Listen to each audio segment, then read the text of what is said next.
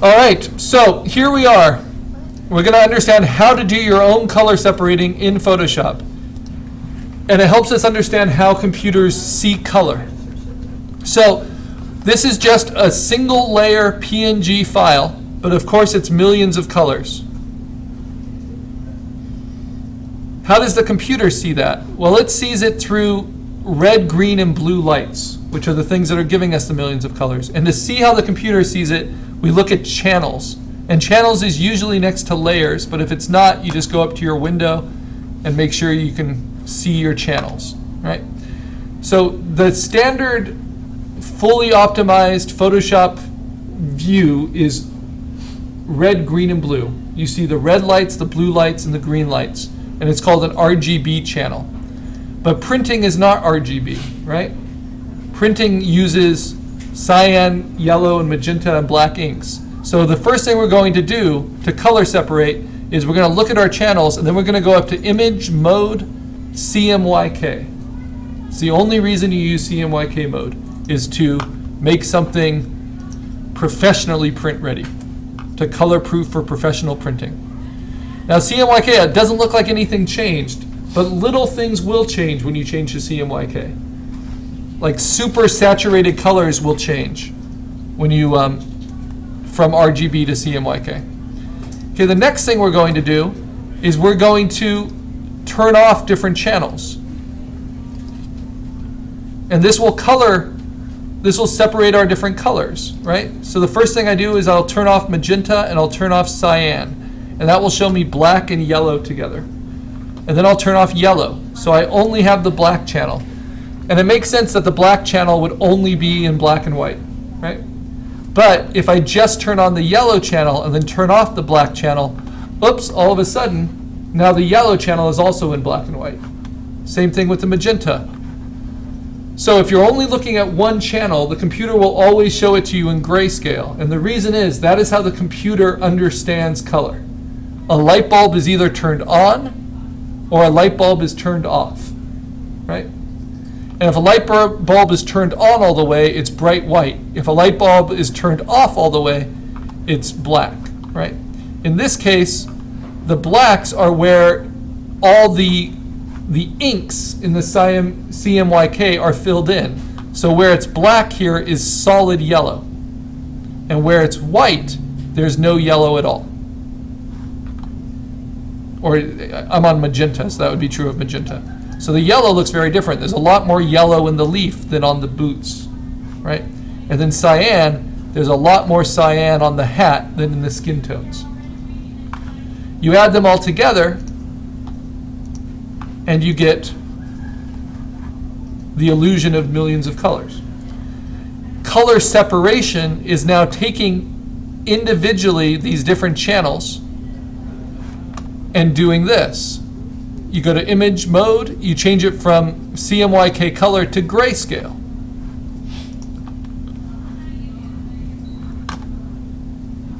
So that is the blacks in grayscale.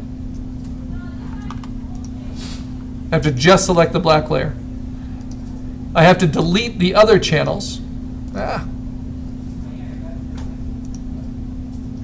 So I'm going to drag that to the trash. Drag that to the trash, drag that to the trash. So now I just have the black channel converted to grayscale, and this is what the black film work looks like. And then to separate it into dots, because right now it's different gray values, to separate it into dots, I have to go to image mode, bitmap mode. And it's the only time we're using bitmap mode. And the reason I make you go through this is because I want you to understand what modes mean. It's the way the computer is allowing itself to work. Bitmap mode only allows for black or white. No gray at all. Just like inks. You either have ink or you don't have ink. So if I'm going to match this resolution exactly, I'll match its native resolution, which is 350 pixels per inch. And I'm going to use what's called a halftone screen. There's different ways to make dots. A halftone screen is the most common. But to show you some of these different ways, I can use what's called the diffusion dither, which is a sand pattern. It's more random. I can try these different options. 50% threshold will be like cutting it out like a stencil, but halftone screen is what I always use. That's what's professional. I say okay. Now it's going to ask me the important questions. This is why I need you to know the angles. How many dots per inch? The more dots, the cleaner it will look. But I'm not doing this for it to look clean. I want it to look obvious, right? So I'll keep it low at only 20 lines in an inch. And then the angle of black is always 45 degrees. And then what shape do I want? Do I want an ellipse? Or do I want round? Or do I want a star or whatever else, a cross? So I'll try round. Let's see what that's like. And let's make it a little bit cleaner. Let's make it 35. Okay, now I zoom in, and lo and behold, it is separated into a halftone at 45 degree angles with dots. And then you can save it. But then you save it first as a grayscale, and you want a size ratio of 1:1 so that nothing changes. And then you save it back as an RGB color mode, which allows you then to color it if you wanted to color behind it or do something.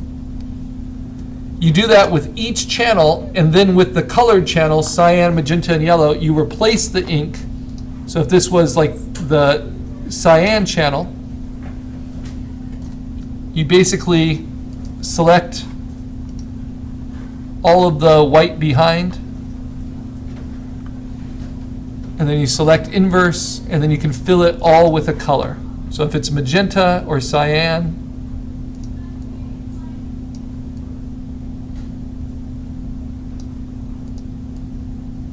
about there, it's good cyan.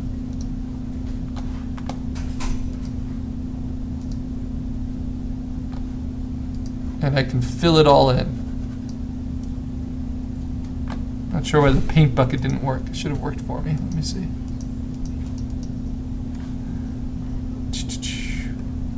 Or I can just do edit fill with the foreground color. Or I could paint it all with the paintbrush. All right, so now I have this. If this was the cyan layer instead of the black layer, this would be the cyan film work. And if I wanted to separate it out from the white, like I do in my action,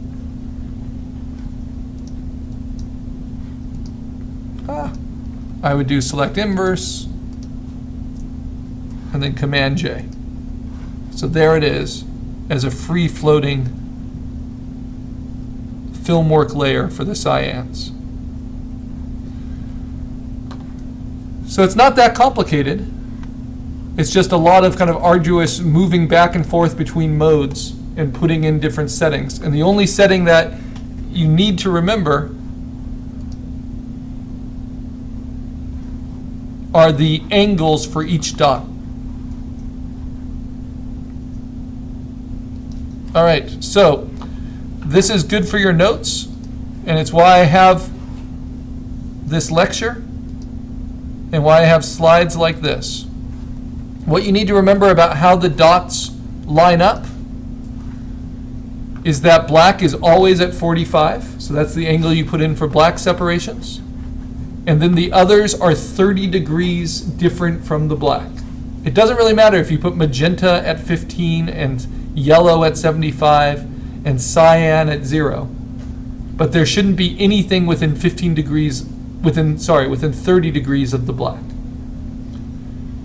And then the rest can be 15 degrees off from each other. So the standard is 0, 15, 45, 75. If you're doing all positive angles within 90. All right. So what's the easy way to do it? Using the action. So let me go back to my poster. And why might these effects be helpful in finishing off my poster?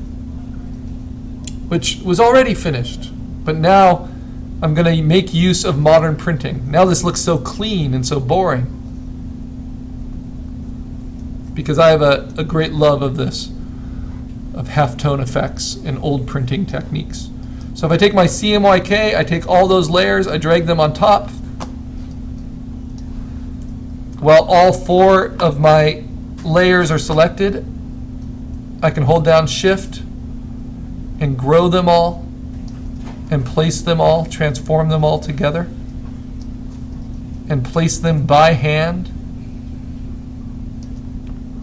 So it gives it a hand-done feel. It's like when I silkscreen posters in college. And now they're all sitting on top. And if I think that looks a little strange, I can decide to move them underneath my color holds first. See that? And then underneath my line work.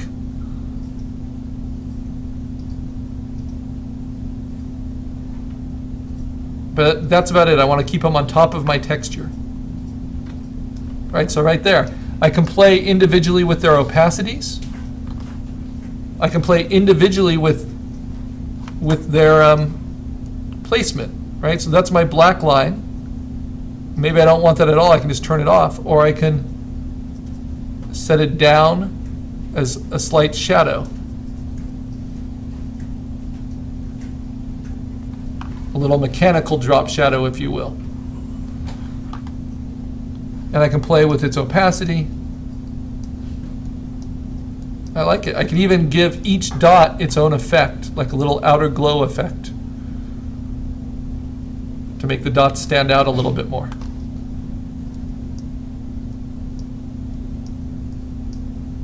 So it's amazing, once you understand all these aspects, how much you can customize the work. So to help the black dots show up a little bit, I can put a slight glow around them. Very subtle. See that?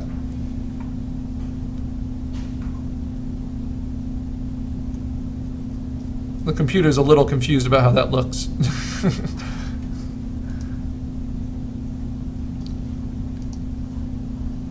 The yellow, I have that layered on. And if I want this to be a little less warm, I can just take the opacity of that down, let more of that cyan come through. So it's a nice, easy way to play with your color balance too. Just playing with the opacity of these different ink layers. None of the layers should be 100% except for the one on the bottom. In this case, that's the cyan. But because I have my flat colors and all of my other coloring already underneath, maybe I don't want that cyan to be 100%. Okay, now, just to remind you how to do it, what if I wanted to add this effect to the background? Because my background's kind of generic and I got it from somewhere. So I'm going to take that paper layer, let me save my work.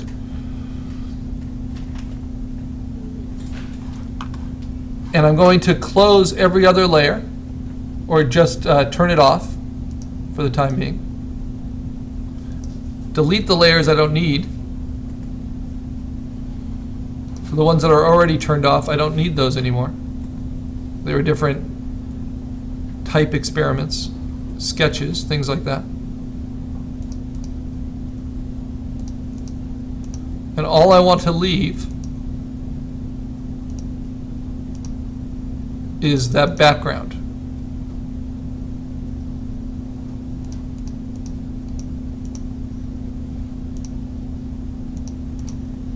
Okay, so there it is. Now I'm going to go to Actions, Carl Color Separation Folder, CMYK Full Run, press play. Actually, before I do that, I need to close anything else I have open in Photoshop.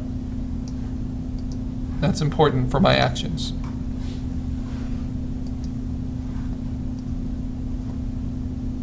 All right, now I can play it. Just so it doesn't jump around and affect other files. Oh. So click on CMYK Full Run, then press play, and then just hit return when it asks you questions.